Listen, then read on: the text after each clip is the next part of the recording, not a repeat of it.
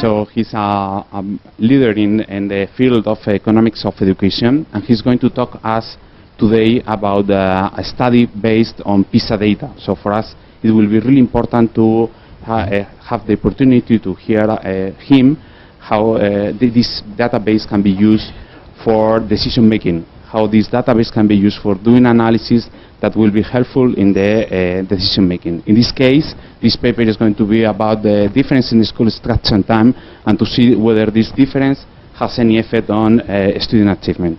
So thank you so much for coming here to Madrid, Professor Lavy, and go ahead. Thank you very much. Thank you for the invitation. It's a pleasure to be here.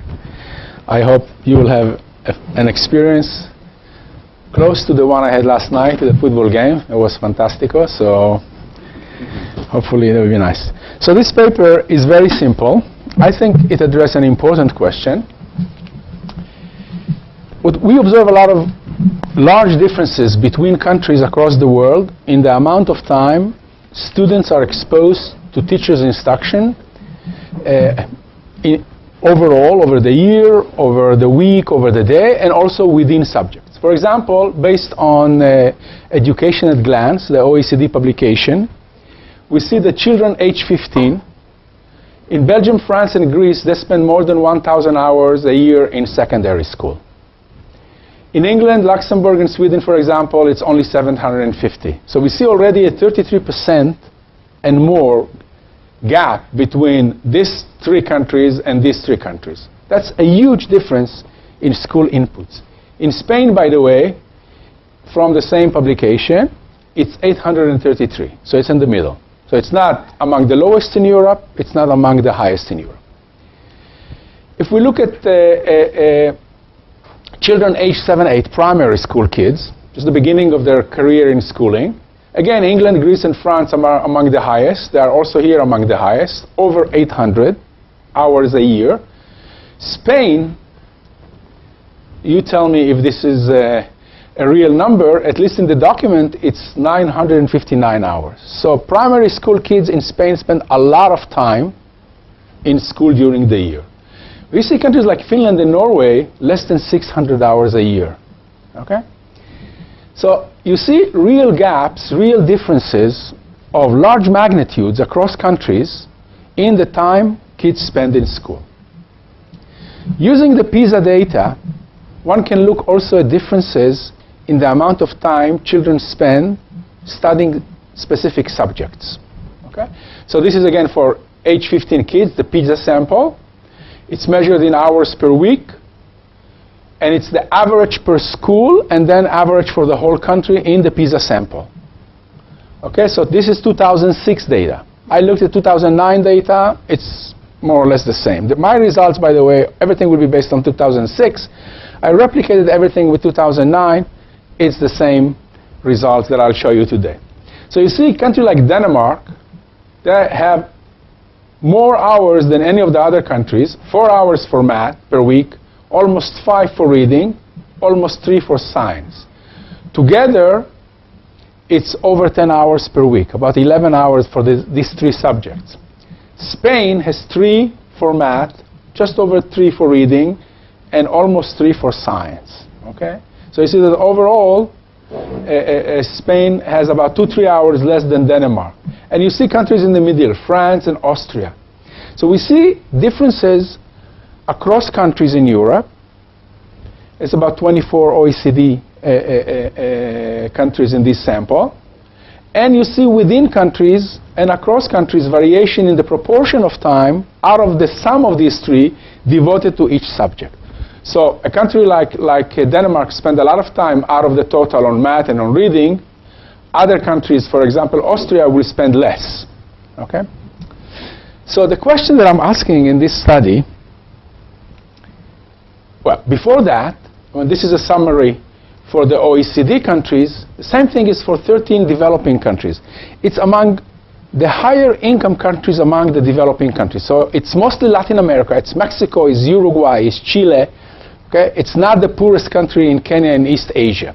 But there are still developing countries, income per capita between $4,000 and about $8,000 a year. And the amazing thing that you see here is that overall, the amount of time devoted in the poorest of the countries in the PISA sample, there's just over 50 countries in this PISA sample, there are not huge differences in amount of time devoted to the instruction of the, for example, in math, the average is 348, here it's 353, it's the same. Okay, science, almost 3, just over 3. Okay, there's a bit of a difference in reading of about 0.3 of an hour. So overall, there aren't big differences in amount of time kids spend in school in Chile or Uruguay compared to Denmark and Austria. Yet, when you look at the test scores, you see big differences. So the average test scores in the 2006 PISA is 513 for the sample this sample of countries. Okay, the average should be about 500. So this is 513. In the developing countries, it's 413. So it's a difference of 100 points. 100 points is just over 1 standard deviation of the PISA test scores. That's a big, big difference. Okay, that's a big difference. But we saw that in the amount of time kids spend in school, you don't see a parallel in terms of this difference. So that's kind of intriguing. Now, I think that the time kids spend in school is a very important input. Okay? And what I want to do in this paper is ask 3 questions. The first one is, do these differences in hours of exposure to instruction in different subjects can explain the variation across countries in test scores? Okay? Does Finland, who is top in the PISA year after year, is there compared to other countries like Italy, Spain, Portugal, and other countries because they teach more? Now, we saw already that Finland is not way up in terms of, for example, total hours kids spent per year in school. They were around 600. So they are lowest.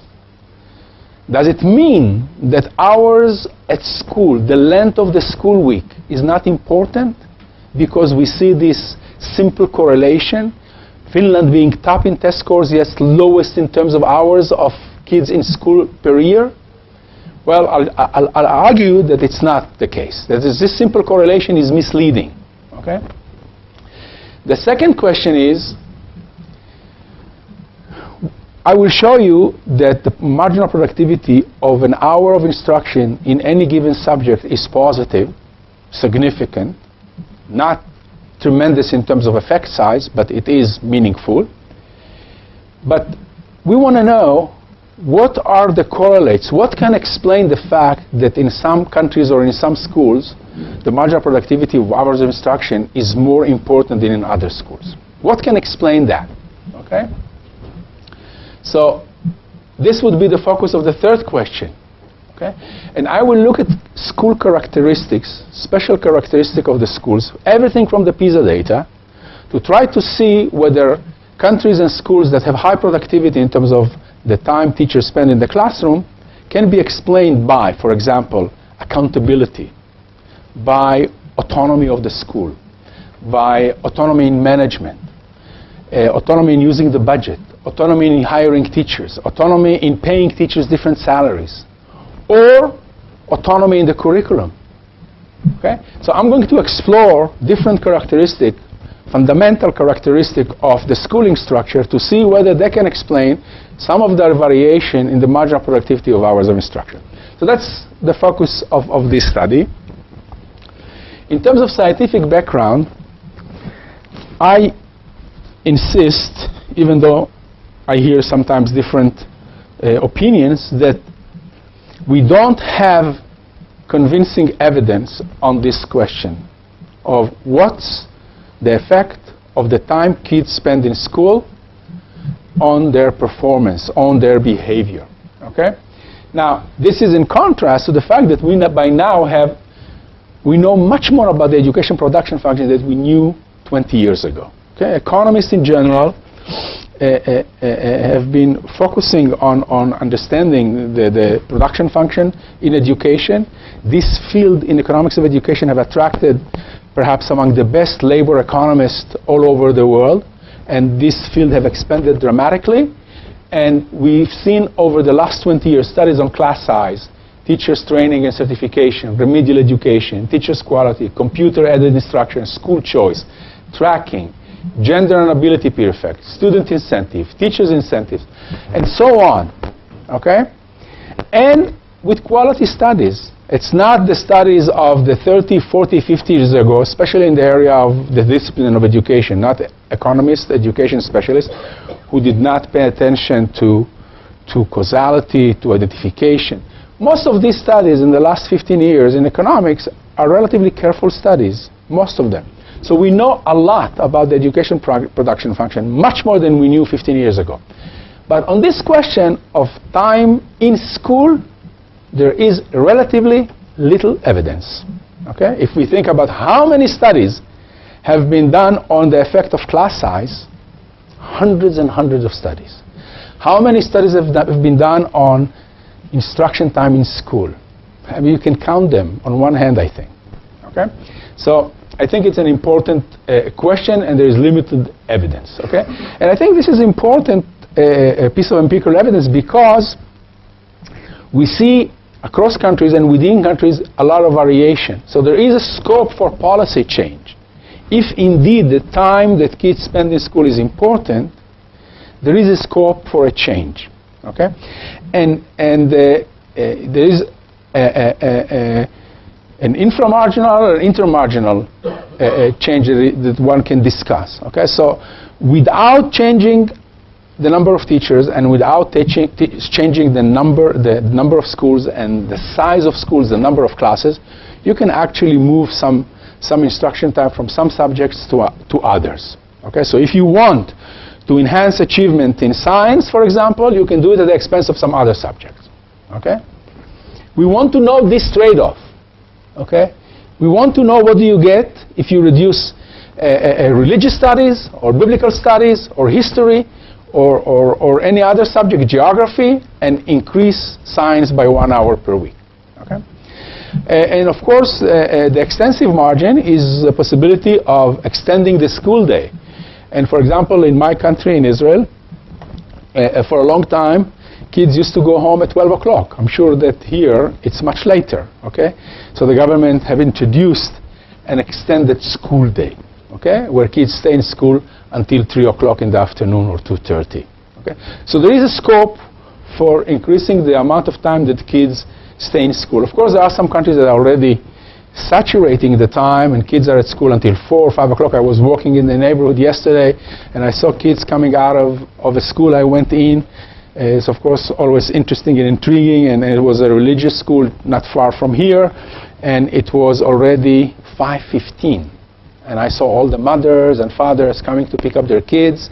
It was already over 5. So I know they start around 9, but it's still a long school day, almost 9 hours. You are at school even though you may have lunch, etc., during the day. So maybe in Spain, this extensive margin is less of an opportunity for a policy change.